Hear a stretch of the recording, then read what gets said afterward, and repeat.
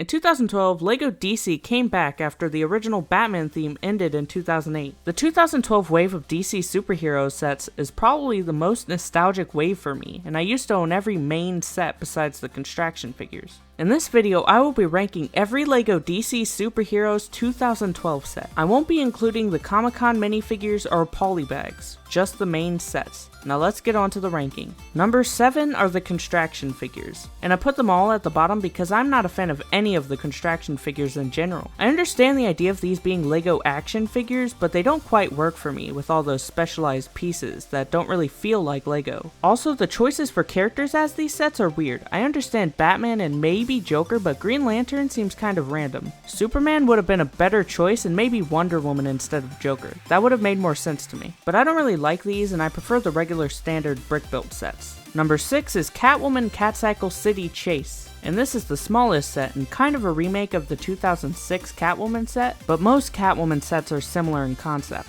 The LEGO Batman movie Catwoman set even has a very similar name to this one. The minifigures are decent, with a variant of Blue Batman with the wings, and an exclusive Catwoman that is a nice updated figure of the 2006 version, but there have been better Catwoman figures after this. The builds are okay for a small set. Catwoman's motorcycle is very similar to the 2006 version, but this one might be a little better. I like the small street corner build, but I don't like when there are a lot of small, loose builds in a set, so I think all of the boxes are a little unnecessary. And the street light that can fall down is a nice play feature, but it falls off too easily. This isn't a bad set, and is a nice small set, but it doesn't compare to the others. Number 5 is Superman vs. Power Armor Lex, and this is the only minifigure scale set that isn't Batman related. The set isn't that high because I don't like mechs that much, but this isn't a bad one. The minifigures are great with the first versions of Superman, Wonder Woman, and Lex Luthor, and even though these aren't my favorite minifigures of these characters, it was great to get other heroes in LEGO. Like most of the 2012 DC sets, it was in the LEGO Batman 2 video game, and this one was the final battle for the game. The mech itself isn't that special though. It has standard LEGO mech articulation, and I like the kryptonite gun it wields, but overall it's just okay. Number 4 is the Batcave, and I am very nostalgic for this set, but it isn't the best Batcave and might be one of the weakest. The minifigures in this set are just okay. There is the standard blue Batman and Robin for 2012. The Poison Ivy and Bane are good figures, but not exclusive to this set, and the Bruce Wayne figure is probably my least favorite version of him. The Batcycle is okay, but not the best.